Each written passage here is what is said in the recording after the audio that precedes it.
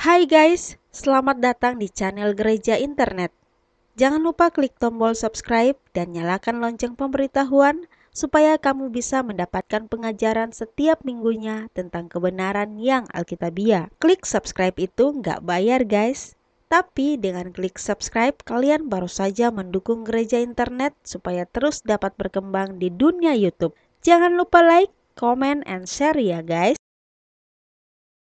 Tidak ada satupun dalam hidup kami yang jadi tanpa seizin Tuhan.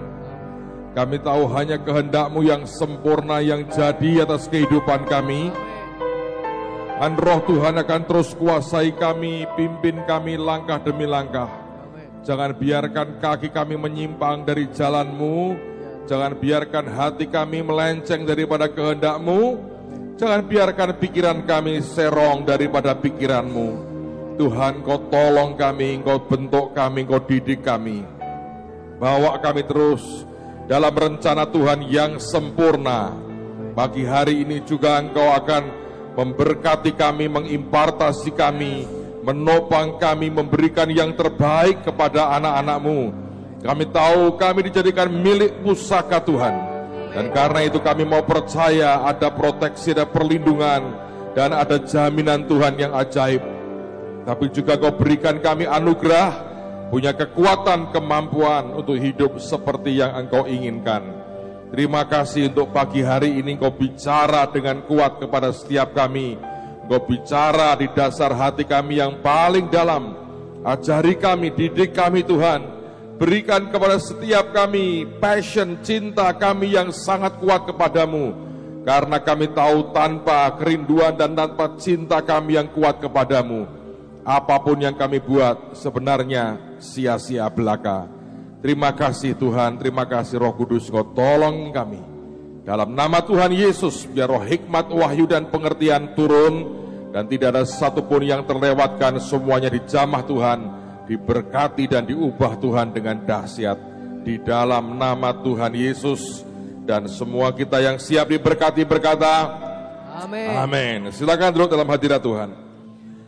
Saudara, Anda sudah dengarkan kesaksian dan pujian, ada DVD dari teman-teman dari Mas Night Group. Kalau Anda membeli ini, artinya Anda ambil bagian dalam pembangunan gereja di Ambon. Saya mendorong setiap Anda keluar dari tempat ini, di lobi disediakan meja, Anda bisa habiskan apa yang mereka bawa buat kita pada hari-hari ini. Mari kita buka firman Tuhan, dan saya ingin bagikan apa yang Tuhan taruh di hati, dan khususnya pada pagi hari ini, seperti yang tadi malam, tadi sore juga kita telah lakukan.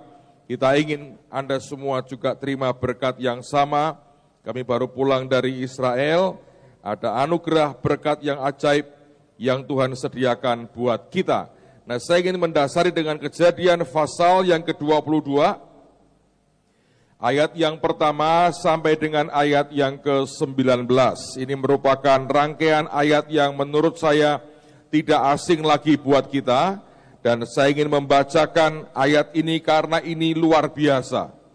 Kejadian pasal 22, lihat mulai ayat yang pertama sampai dengan ayat yang ke-19. Setelah semuanya itu, Allah mencoba Abraham. Ia berfirman kepadanya, Abraham, lalu sautnya, ya Tuhan. Firman-Nya, ambillah anakmu yang tunggal itu yang engkau kasihi, yakni Ishak. Pergilah ke tanah Moria dan persembahkanlah dia di sana sebagai korban bakaran pada salah satu gunung yang akan kukatakan kepadamu. Keesokan harinya pagi-pagi bangunlah Abraham, ia memasang pelana keledainya dan memanggil 2 orang bujangnya beserta Ishak anaknya. Ia membelah juga kayu untuk korban bakaran itu, lalu berangkatlah ia dan pergi ke tempat yang dikatakan Allah kepadanya. Ketika pada hari ketiga Abraham melayangkan pandangnya, kelihatanlah kepadanya tempat itu dari jauh. Kata Abraham kepada kedua bujangnya itu, tinggallah kamu di sini dengan keledai ini. Aku beserta anak ini akan pergi ke sana. Kami akan sembayang. Sesudah itu kami kembali kepadamu. Lalu Abraham mengambil kayu untuk korban bakaran itu, dan memikulkannya ke atas bahu Ishak anaknya. Sedang di tangannya dibawa api dan pisau. Demikianlah keduanya berjalan bersama-sama. Lalu berkatalah Ishak kepada Abraham ayahnya, "Bapa," sahut Abraham, "Ya anakku." Bertanyalah ia, "Di sini sudah ada api dan kayu, tetapi di manakah anak domba untuk korban bakaran itu?" Sahut Abraham, "Allah yang akan menyediakan anak domba itu untuk korban bakaran baginya, anakku." Demikianlah keduanya berjalan bersama-sama. Sampailah mereka ke tempat yang dikatakan Allah kepadanya. Lalu Abraham mendirikan mezbah di situ.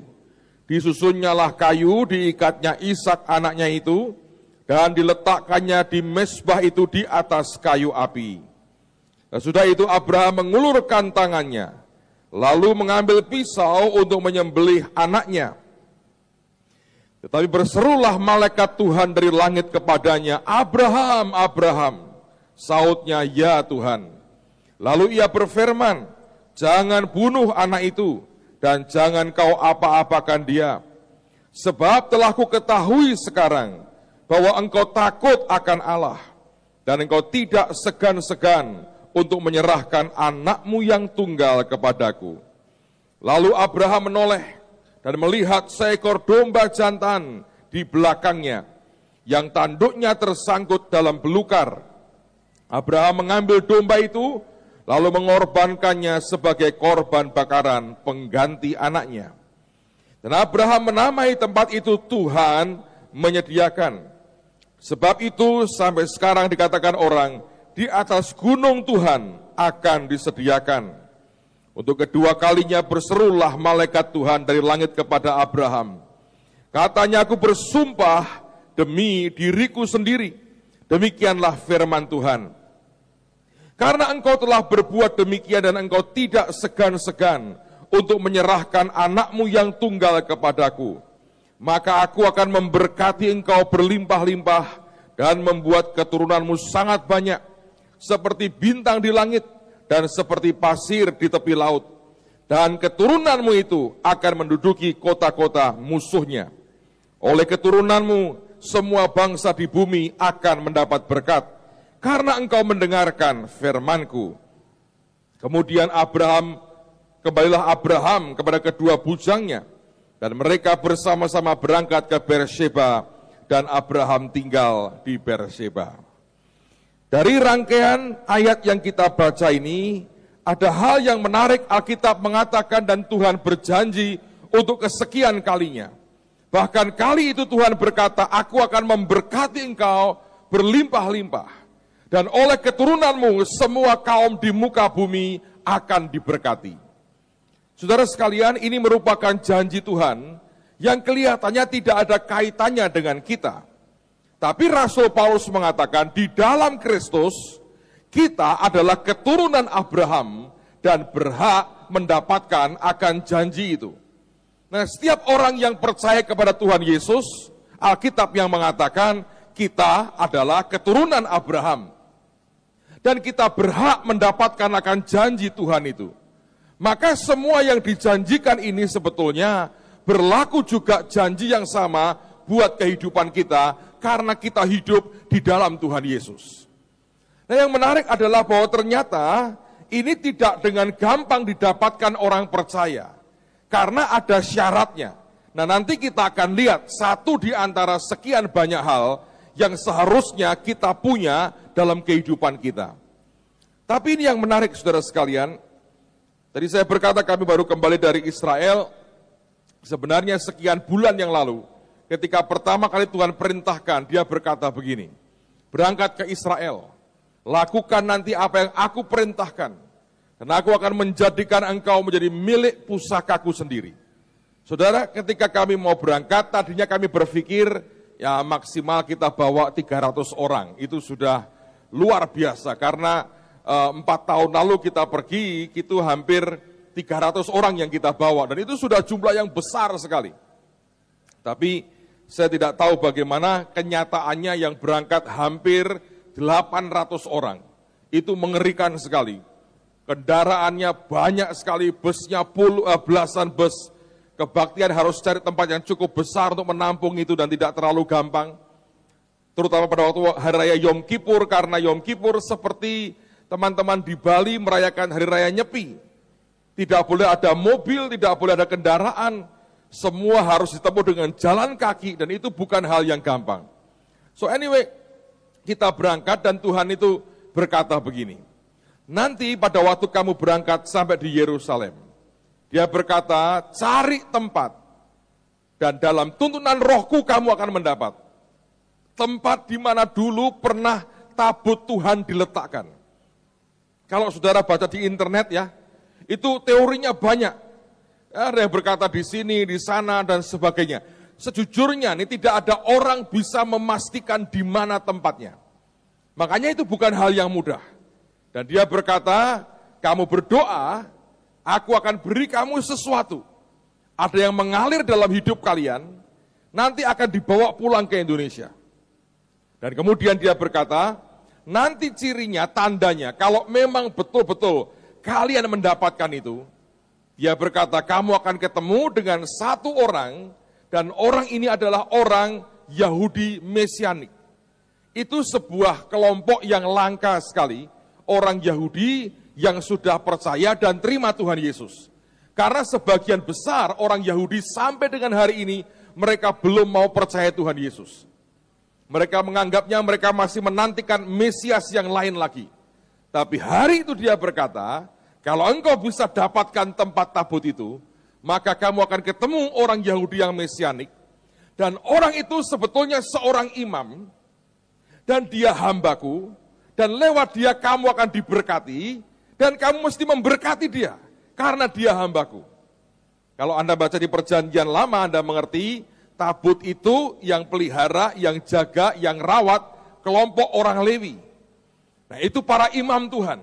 Dan Tuhan berkata, kamu akan ketemu seperti itu, dan tandanya seperti ini.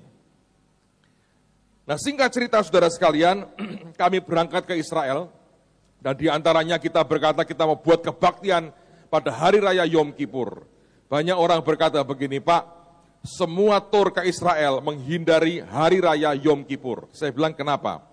Karena di situ ya kalau makan pun hotel hanya sediakan makanan yang dingin. Karena mereka tidak boleh menyalakan api, tidak boleh kerja. 24 jam tuh, dari sundown ke sundown berikutnya. Dan yang kedua, kemana-mana nggak bisa Pak.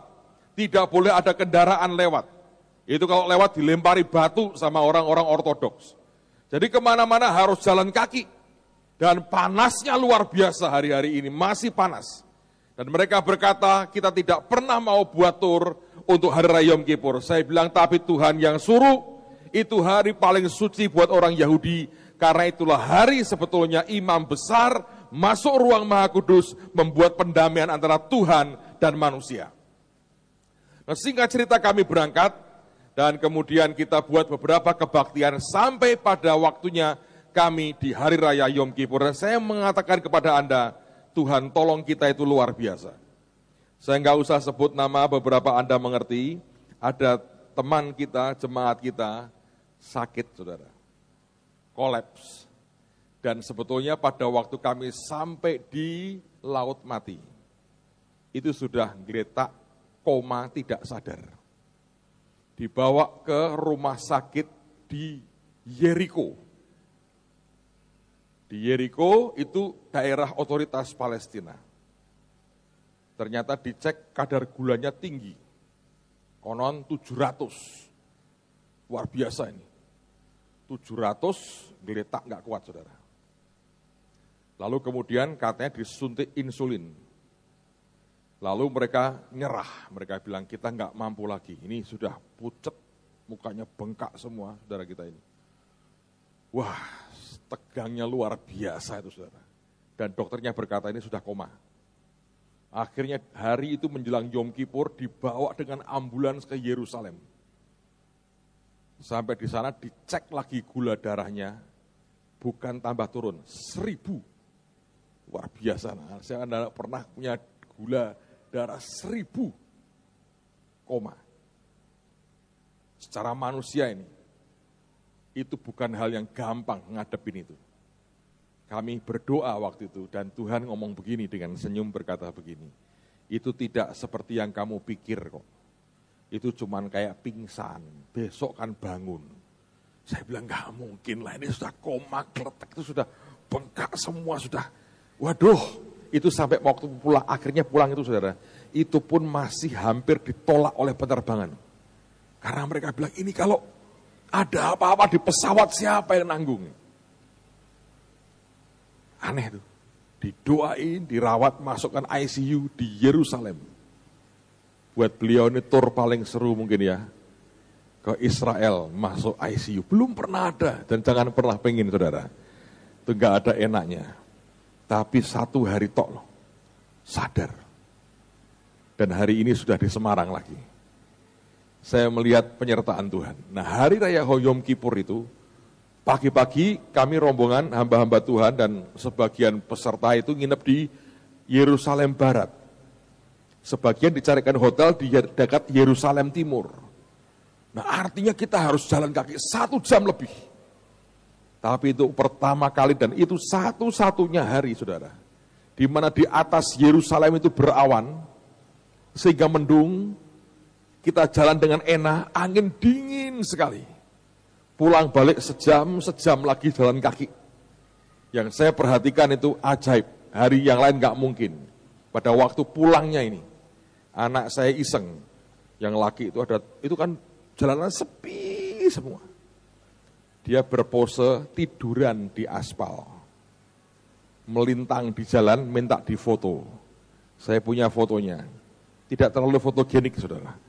Tapi itu di tengah-tengah jalan raya itu geletak di situ. Sambil tasnya dipakai untuk bantal, action. Di kita ini banyak yang action saudara. Ada anak saya yang tiduran di tengah jalan. Ada satu lagi saudara kita ini. Datang ke pusat pertokoan Ben Yehuda. Untuk apa? Foto dengan cewek-cewek Israel. Bangganya luar biasa. Dan fotonya disebar kemana-mana. Tapi saya bersyukur istrinya baik loh, enggak dipecat ya begitu pulang. Dan kita bersyukur untuk anugerah Tuhan. So anyway, itu hal yang luar biasa. Tapi kita pencarian kita doa tiap kali kita pergi ke sana kemari. Dari sebuah titik kami kumpul, kita berkata kita harus pergi.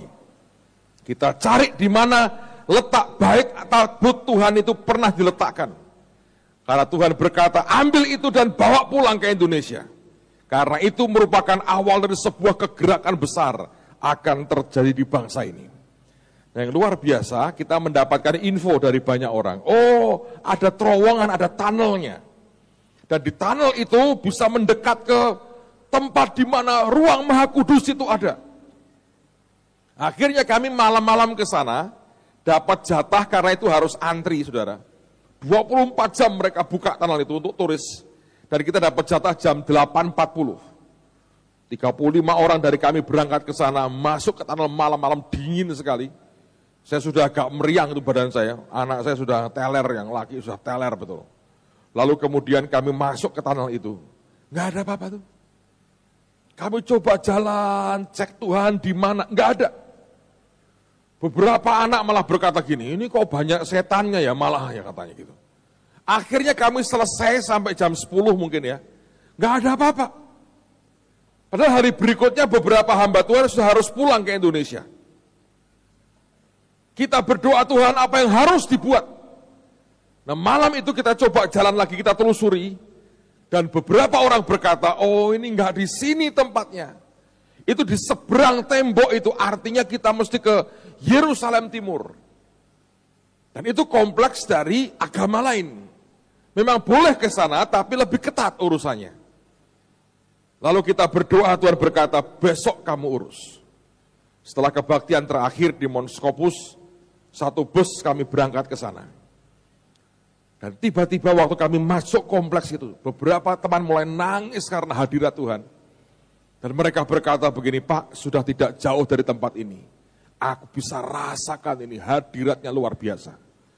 Lalu kemudian Tuhan berkata begini, kamu lihat sekitarmu, kamu akan lihat tandanya. Dan Tuhan berkata, coba perhatikan, semua gersang. Hanya ada satu bagian di pojokan saudara, Itu paling hijau, paling subur. Dan kami dibawa ke sana, kaget sekali. Itu ada 2 pohon yang bisa bentuk seperti kerup. Dan detik itu roh Tuhan berkata, kamu lihat tanda itu. Tidak kebetulan terjadi seperti itu. Begitu kami berlutut, saudara, hadirat Tuhan itu luar biasa. Gak tahan. Kami doa hanya beberapa detik sebetulnya.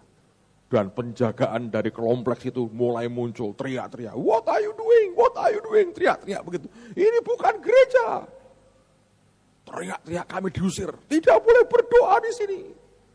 Teriak-teriak. Dalam sekian detik itu saya tahu, kita persis dapat yang Tuhan mau. Akhirnya kita keluarkan rombongan ini, tapi kan dibagi dalam kelompok-kelompok. Kita instruksikan, kelompok yang lain masuk. Kita pergi, mereka ngeliatin kita, yang lain masuk. Doa, diusir lagi, pergi lagi, kelompok lain masuk. Orang Indonesia tetap menang, saudara. Tetap menang. Baghdad cuma 1001 malam, Indonesia 2010 malam hari ini.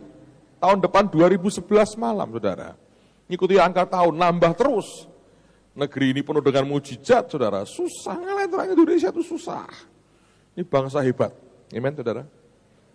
Jadi akhirnya kucing-kucingan mereka nggak bisa tuh, selalu kita bisa lolos.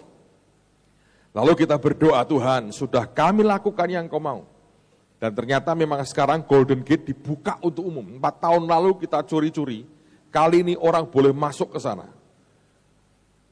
Dan kita mampir lagi ke sana, banyak anak-anak naik ke atas, doa di sana, tumpangi tangan di Golden Gate. Ada yang iseng pakai spidol nulisin namanya, dan dia bilang supaya kalau Tuhan nanti masuk ke gerbang emas ini ingat namaku di situ, dia ingat saya katanya.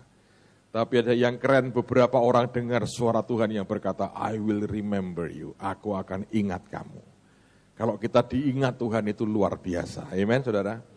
Nah yang menarik adalah kemudian kami berdoa, Tuhan sekarang mana ini tandanya. Kami akan ketemu dengan seorang imam, artinya orang itu Lewi, dan dia adalah orang Mesianik, dia percaya kepada Yesus, dia orang Yahudi, dan dia akan memberkati kami, mana? Sampai dengan malam terakhir, kita nggak ketemu. Cari-cari juga nggak bisa. Lalu kemudian malam itu saya, anak-anak pergi ke pusat pertokoan di Yerusalem. Selama tur nggak pernah ke situ, kali itu aja karena beberapa orang sudah pengalaman canggih banget ngerti tempat-tempat seperti itu. Saya naik taksi, saya cari anak-anak dari jauh. Ketika di kerumunan banyak orang, saya dengar suara orang nyanyi. Cuman 2 yang saya tahu, kata Shalom dan yang lain adalah bahasa roh mereka. Saya pikir ini bukan suara anak-anakku ini suaranya orang lain. Makin dekat, saya lihat anak-anak lagi bergerombol dekat situ. Saya bilang, ada apa? Orang Korea. Kira-kira 10 orang Korea, muda-muda loh. Pakai ransel begitu. Mereka 2 minggu di Israel. Dia berkata hanya cari tempat untuk mereka nyembah Tuhan dan berdoa. Jadi hari itu di tengah kerumunan banyak orang. Tidak malu mereka nyanyi shalom, mereka bahasa roh. Kan orang Yahudi nggak tahu. Yang tahu mereka shalom. Shalom itu baik. Tapi bahasa roh mereka tidak ngerti. Jadi mereka nyembah. Kami berkata gini, ayo gabung. Jadi anak-anak semua gabung mereka, ikut nari, ikut nyanyi. Kalau shalom sama bahasa roh kan bisa lah saudara. Jadi mereka ikut nyanyi, mereka ikut nyembah. Lalu mereka gandeng tangan, tiba-tiba anak-anak saya bilang, papi, saya dipanggil saudara.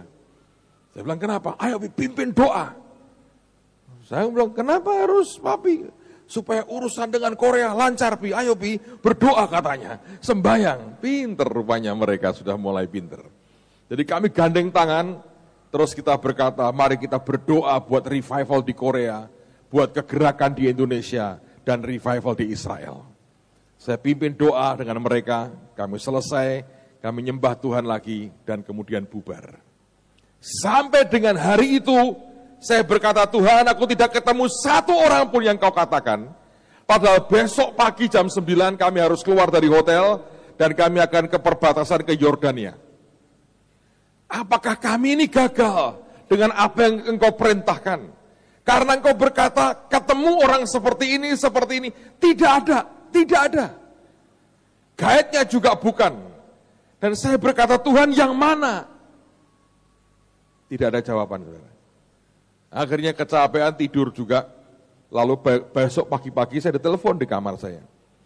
Ada anak Mahanaim itu ya, suami istri yang buka warung di kamarnya. Dia bawa rice cooker 3, saudara. Dia bawa abon, sambal terasi, segala macam. Anda bisa makan nasi goreng di Israel. Karena mereka yang masak, dimarahi hotel berkali-kali. Karena itu kan bau sekali. Tapi Indonesia, saudara, tetap makanan buka, warung buka. Mau apa? Indomie goreng, waduh, soto juga dia bawain, saudara. Ajaib sekali itu. Jadi itu hari itu, ini tur paling enak buat saya. Karena makanannya rasa Indonesia terus. Tapi yang menarik, dia telepon saya, dia bilang, Pak, Bapak mau nasi goreng tidak? Wah, saya bilang, jangan ditawari, sediakanlah buat saya. Jadi saya selesai mandi, semua tak siapin, koper siap semua, saya mampir ke tempat dia. Mampir ke kamarnya, kemudian makan nasi goreng, dia cerita dengan saya, Pak, kita punya pengalaman menarik. Oh ya? Tadi malam, rombongan habis doa di, orang Indonesia itu memang hebat. Habis doa di Garden Tomb, ya, di kubur Yesus, nangis-nangis di zaman Tuhan. Setelah keluar, sadar lagi, yuk shopping katanya. Shopping. Itu orang Indonesia itu begitu. Akhirnya mereka di-drop di tempat namanya Ben Yehuda itu.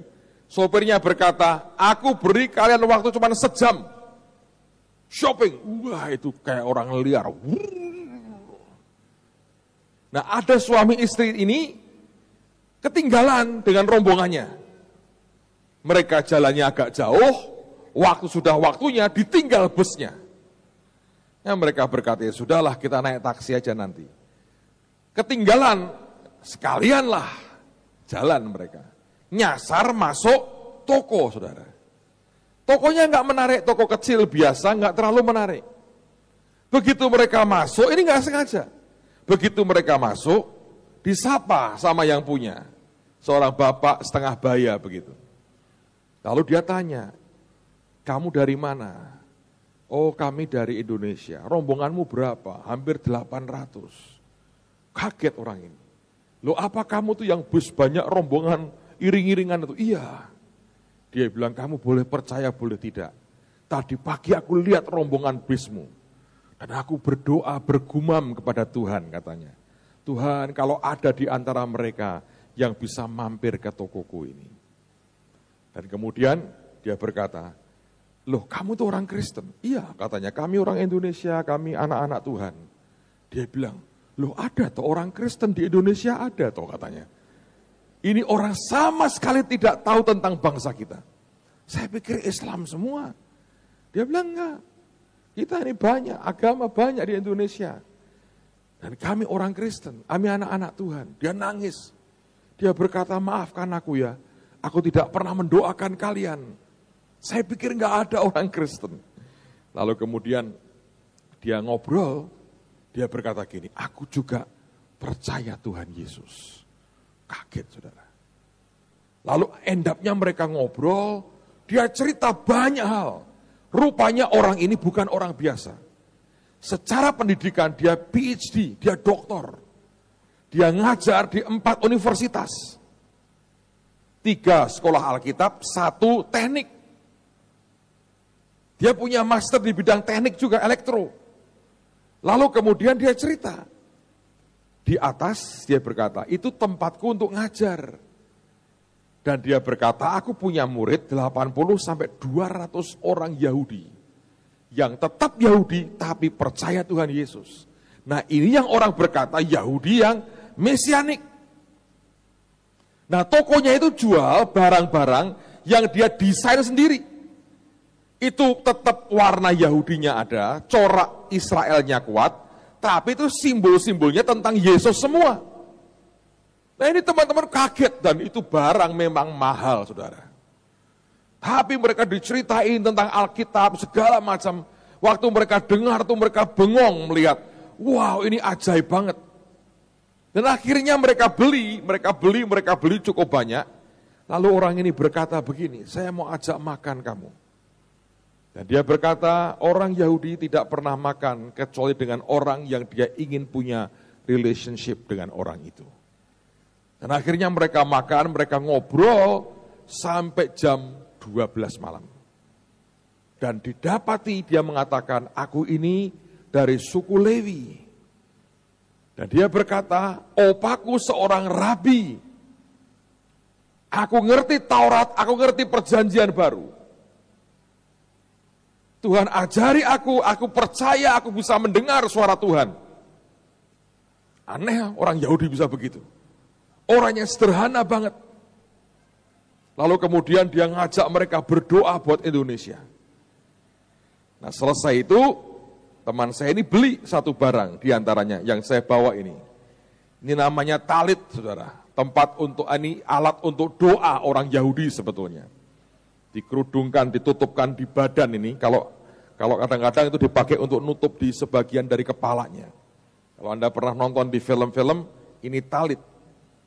Dan ini barang sebetulnya mahal sekali. Talit yang di tangan saya ini dari bulu kambing. Bukan bulu domba, bulu kambing. Ini buatan manusia, handmade tangan. Dan kalau buat ini bisa hampir setahun. Untuk ini, jumbai-jumbainya inilah yang dipegang sebetulnya oleh wanita yang 12 tahun pendarahan itu. Buat ini aja, 4 biji begini, 4 lembar ini, butuh 2 bulan. Karena ini ratusan benang yang harus diikatkan jadi satu. Ini semua ada artinya. Nah dia desain sendiri, saudara. Menarik sekali, dia cerita banyak, dan ini harganya mahal. Teman-teman itu beli dengan harga $1.500. Ini nggak main-main, ini kira-kira duit kita sekarang 14 juta yang di tangan saya ini. Lalu kemudian, ntar saya tunjukkan kepada ada desainnya, menarik sekali. Lalu kemudian dia mulai cerita. Selesai itu, teman saya cerita dengan saya, hati saya getar, saudara. Saya bilang, Tuhan, apakah orang ini yang engkau maksudkan? Dan itu di dalam tuh makin getarnya makin kuat. Saya bilang, boleh nggak saya tanya, kamu telepon dia. Ini masih 7:30, kita masih ada waktu. Boleh nggak telepon dia datang ke hotel, karena kita nggak mungkin ke tempat dia, kita mau pulang. Aku mau ketemu, aku mau bicara dengan dia. Singkat cerita dia telepon, dia berkata, oke, aku mau datang. Tapi aku butuh waktu sejam sampai ke hotelmu.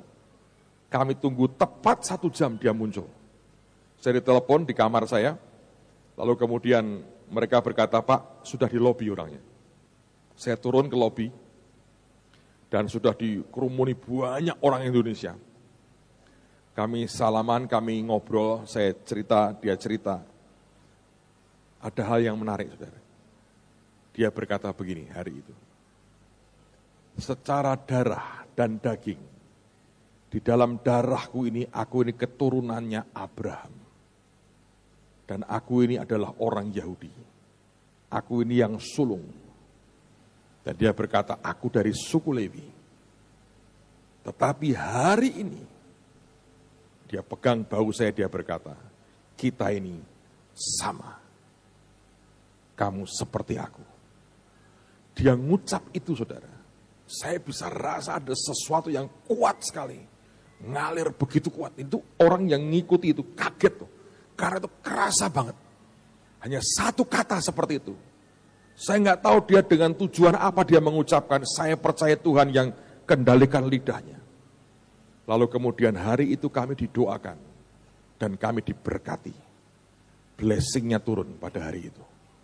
Dan Tuhan berkata, nak berkati dia. Bukankah aku sudah berkata, kalau engkau temukan tempat di mana tabutku ada, kamu ketemu orang ini. Dia orang Lewi, dia orang Yahudi, dia terima Tuhan Yesus. Dia juga PhD, dia ngajar di sekolah Alkitab. Dia juga hambaku, dia punya murid orang-orang Yahudi. Dan dia berkata, ini yang aku maksud. Last minute, saudara. Menit terakhir, 30 menit terakhir sebelum bus kami berangkat meninggalkan Israel, ketemu orangnya.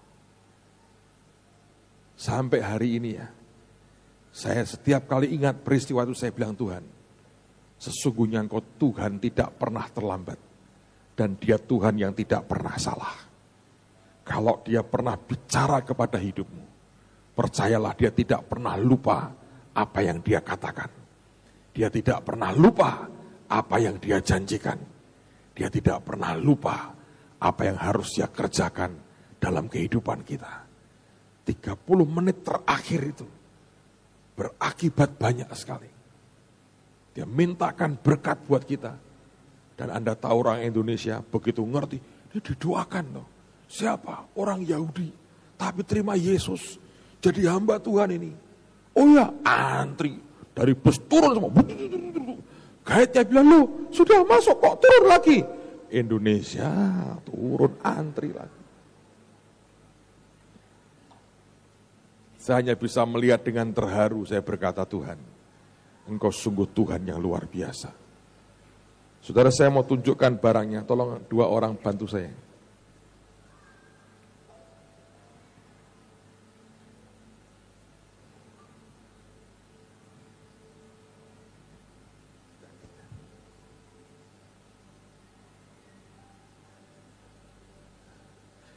Segede ini barangnya. Kalau Anda lihat ini ya, saya harap kamera bisa tangkap, bantuin.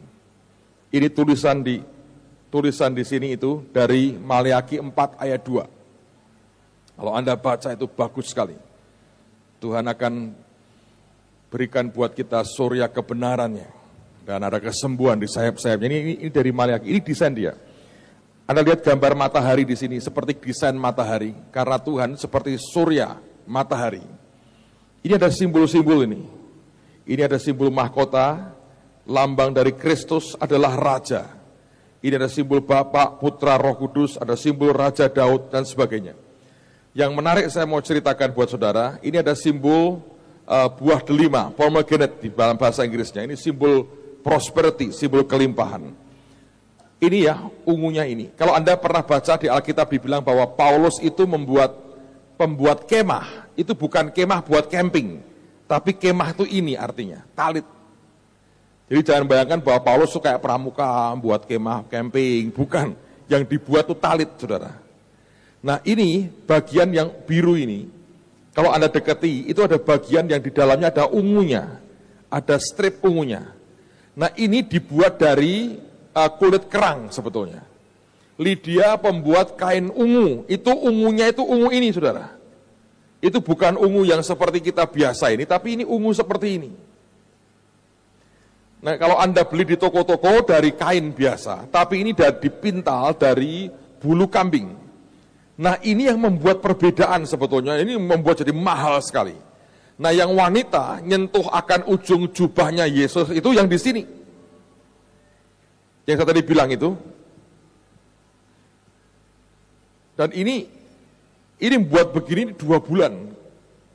Jadi satu produksi begini, bisa hampir setahun buatnya. Yang kita dapatkan ini sebetulnya, ini yang bekas. Ini bukan yang baru. Dia bilang yang baru belum jadi. Dia hanya bisa buat sedikit, nggak banyak. Nah tokonya itu untuk menghidupi orang-orang Yahudi Mesianik itu. Karena begitu mereka terima Yesus, dikucilkan. Itu berat mereka untuk terima Yesus itu. Walaupun Yesusnya juga orang Yahudi. Itu berat. Kalau pakai, tolong dibantuin saya. Saya bukan rabi Yahudi.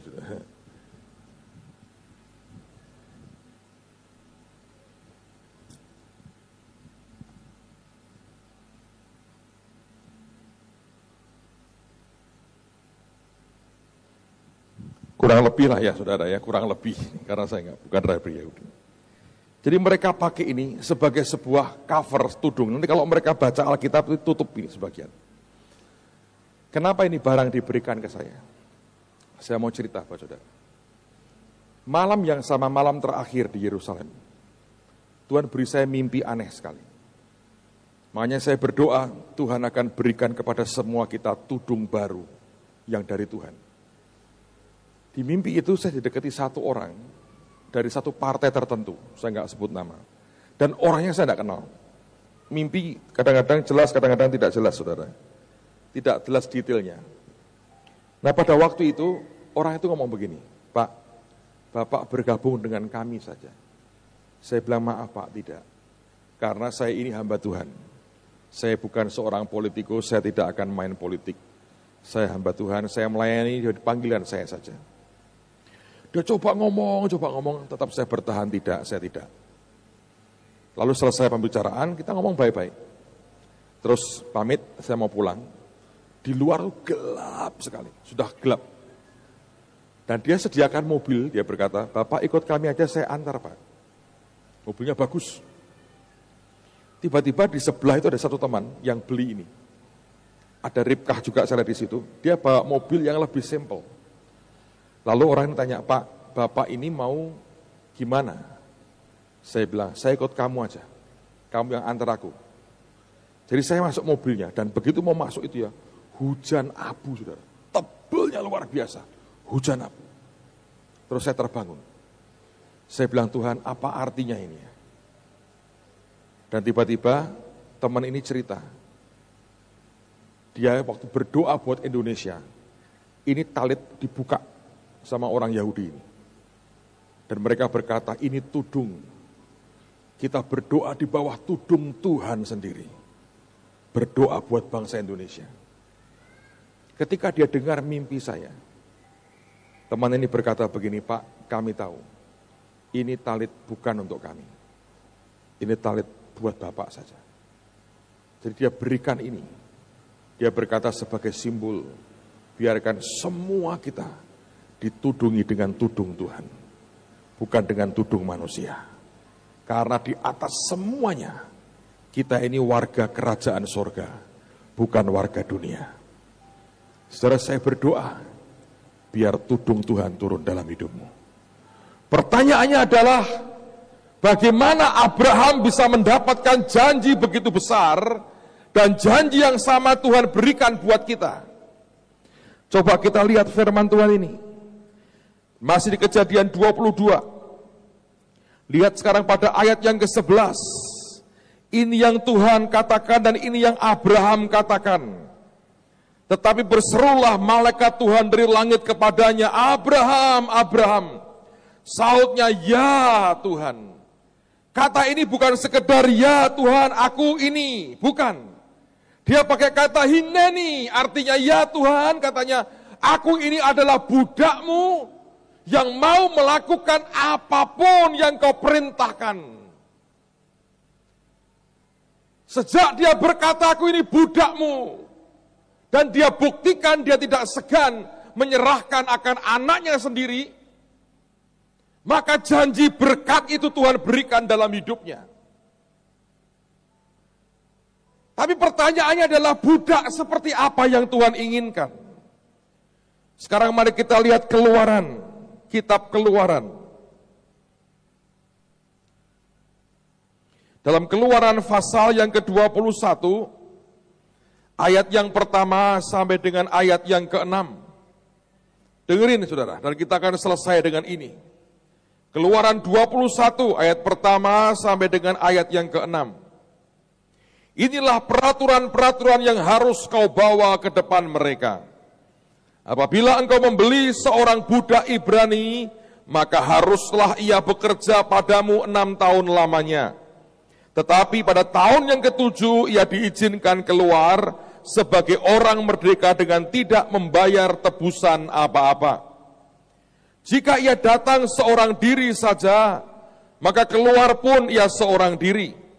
Jika ia mempunyai istri, maka istrinya itu diizinkan keluar bersama-sama dengan dia. Jika tuannya memberikan kepadanya seorang istri, dan perempuan itu melahirkan anak-anak lelaki atau perempuan, maka perempuan itu dengan anak-anaknya tetap menjadi kepunyaan tuannya, dan budak laki-laki itu harus keluar seorang diri. 5, perhatikan. Tapi jika budak itu dengan sungguh-sungguh berkata, aku cinta kepada tuanku, kepada istriku dan kepada anak-anakku, aku tidak mau keluar sebagai orang merdeka, maka haruslah tuannya itu membawanya menghadap Allah, lalu membawanya ke pintu atau ke tiang pintu, dan tuannya itu menusuk telinganya dengan penusuk, dan budak itu bekerja pada tuannya untuk seumur hidup. Ada banyak orang yang melayani Tuhan hari ini, tapi Tuhan cari orang yang melayani Dia karena cintanya kepadanya. Selama kita mengabdikan hidup kita ke Tuhan, Dia memberi kita begitu banyak. Dia memberkati kita, Dia menopang kita, Dia menolong kita, Dia memberi kita banyak hal. Tujuannya satu, supaya kita tahu betapa Tuhan dan Tuhan kita cinta kepada kita. Sebaliknya setelah itu Dia berharap ada cinta yang keluar, ada passion yang keluar dari hati kita untuk Tuhan kita.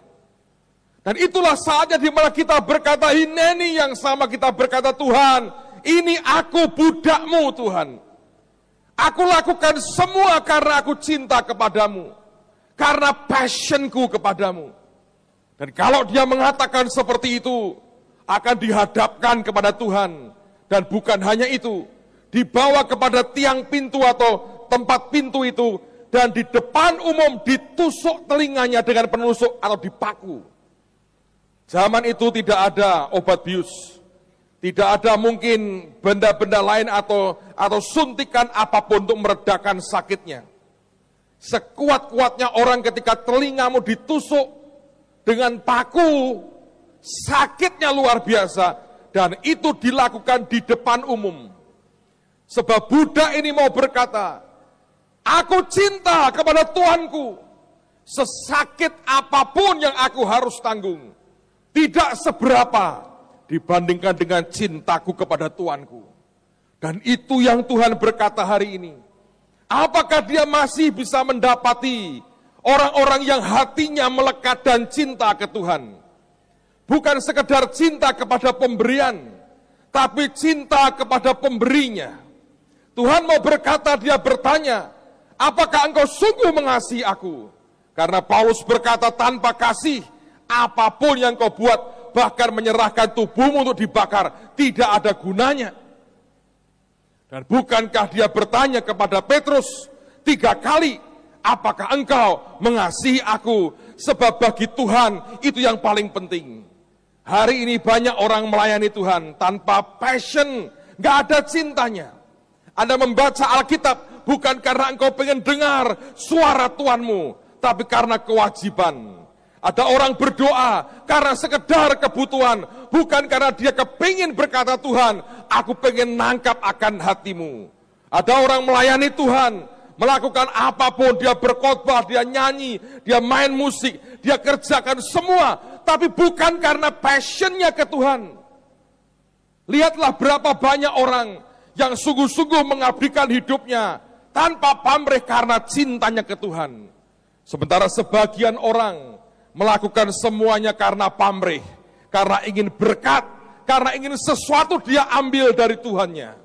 Tapi hari ini dia berkata, kalau sungguh engkau menginginkan berkat yang dari Abraham ini turun dalam hidupmu, dia bertanya, sungguhkah hatimu cinta kepadaku?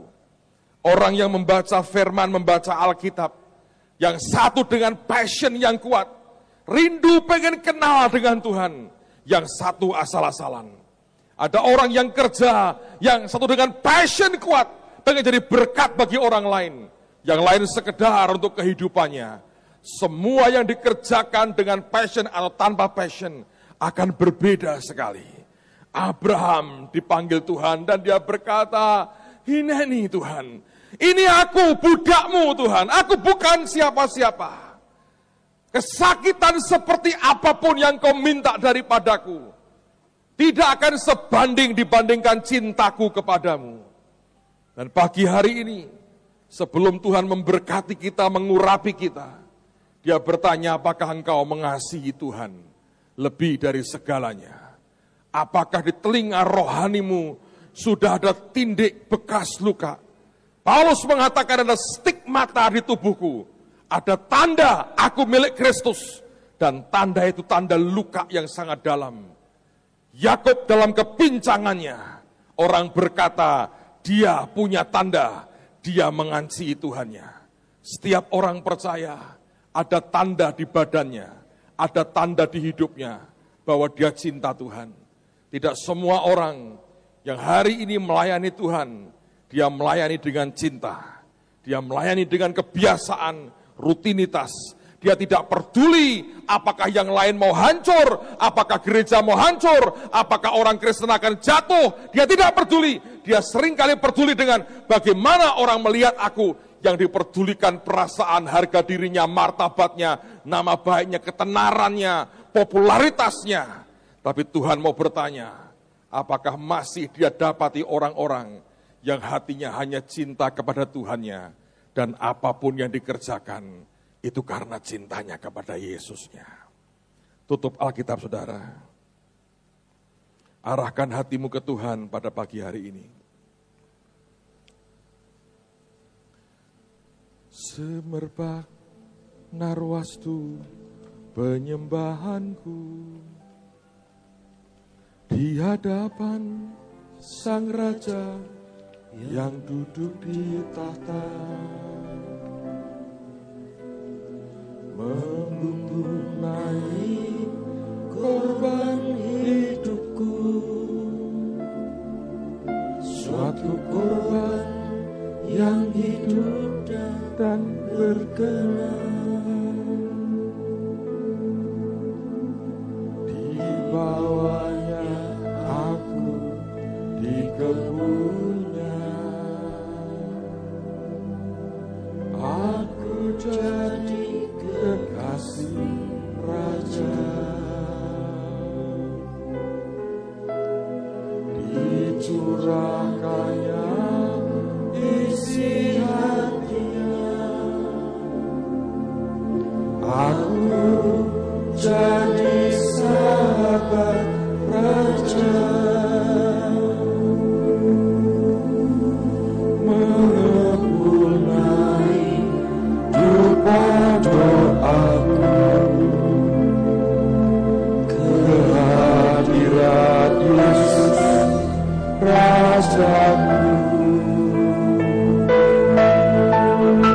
Dibawanya aku mengiring jolinya, aku memerintah bersama Dia. Semerbak nawastu penyembahanku di hadapan Sang Raja yang duduk di tahta. Dia bertanya, masihkah engkau bergairah dengan Tuhan? Masihkah ada passion di hatimu untuk Tuhan? Masihkah engkau berani berkata, aku ini budak, tapi budak yang cinta Tuanku. Lebih dari semua kepentingan dan harga diriku, lebih dari semua popularitasku, aku ini budak yang cinta Tuanku.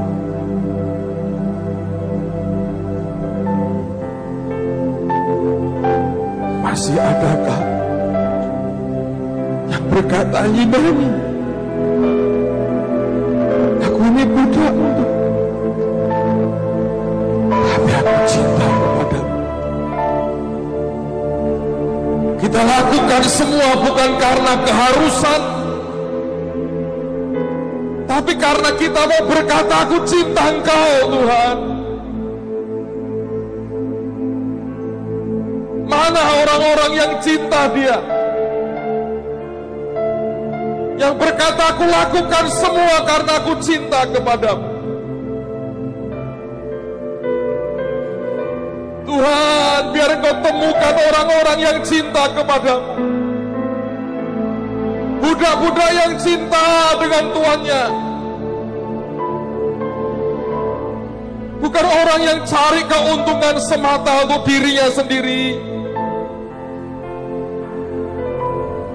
Balikkan hati kami kepadamu Tuhan, balikkan hati kami kepadamu, balikkan hati kami kepadamu Tuhan, balikkan hati kami kepadamu, supaya umatmu tahu apa artinya jadi kekasih Tuhan, supaya umatmu tahu apa artinya jadi sahabat raja. Balikkan hati kami Tuhan, balikkan hati kami.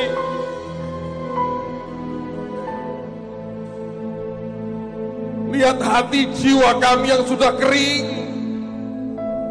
bahkan pecah. Kami perlu Engkau Tuhan. Kami perlu Engkau. Kami perlu Engkau. Ya rata sekarang Tuhan, Tuhan. Biar tiap kali Engkau panggil nama kami berkata, ini budakmu Tuhan, ini budak. Tindik telingaku, karena aku cinta kepada Tuhanku, kepada Tuhanku. Kiara shita karata so karana mata, sikaya rasi kata kosi karana mata korosi nene, nishi kata sokorosa kata karamata kaya rala. Nasoto kosi karata sikere katia karalana rama. Tuhan, Tuhan, Tuhan. Shikarana sokarana mata korosi karama. Shikarata sukorona sikere mata karala mata. Bukan karena dipaksa-paksa lagi oleh Tuhan, tapi semua kami lakukan karena cinta kami kepadamu Tuhan. Kami hanya ingin berkata, we love you Lord, kami mengasihi Engkau Tuhan. Tidak ada mandat baru tanpa cintamu. Balik ke Tuhan saudara. Minta hatimu dibalikkan ke Tuhan pagi ini. Shikarata sokorosi neketa karalama. By Jesus, sikarati karasorati kadaramata, yara sukorosi nakatakaye, karasoto karasi karalamata kurung. Beberapa orang gampang kecewa ketika berkat tidak mengalir sebanyak yang dia inginkan. Itu bukan karena cinta, saudara, itu karena upah. Hari ini dia mau berkata, aku cari sungguh-sungguh karena cinta kepadaku. Harashikana tasuk, shikiara sikire kata soto santara.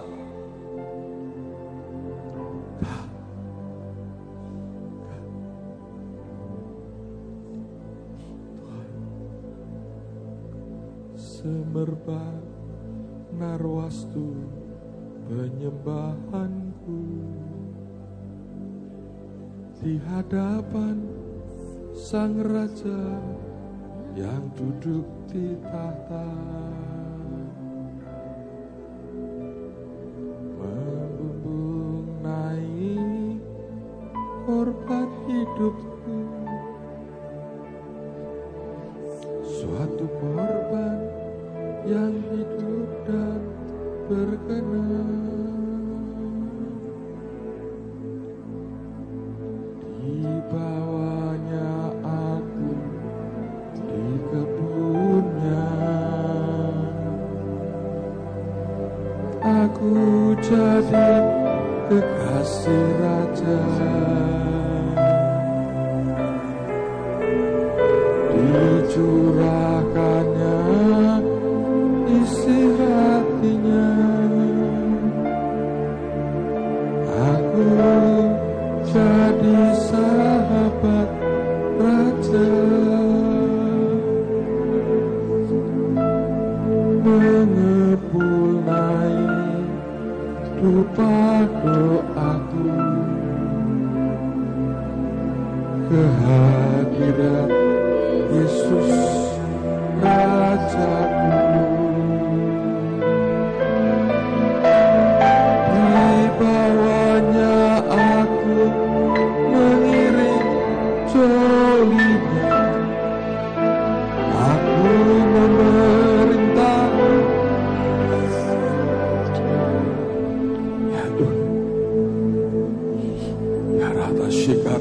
Masigara Nasha Yara Sukuru Sikiara Masu Sakari Meshi Ayarana Segera kata Supane Matakan Nahasora Misira Matakari Nasu Yara Hasor Yahasi Mekarosie Mikata Soro La Sikara Mikarata Sikere Miara La Roria La Hasi Miahase Kere Miara Hasor Rahase Miahator Rakata Miara Hasi Nahasurase Oyata Sikaralase Ia Hasira Hataso Ia Hatasora Rekare Merolo Sikaralase Marala Tasora Niarala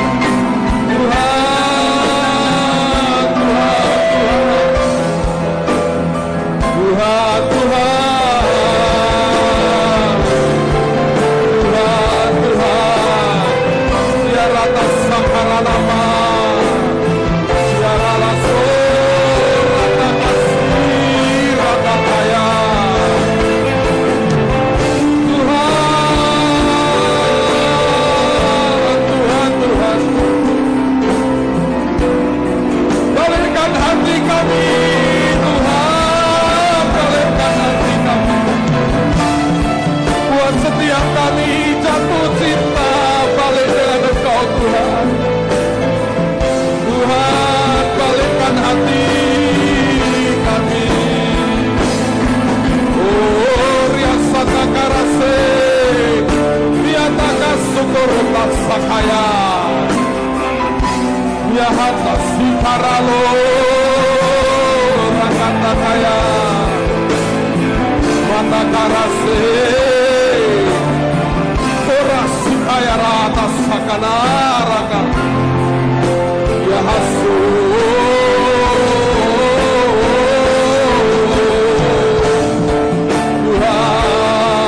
Tuhan Siata superate siarada kaya rale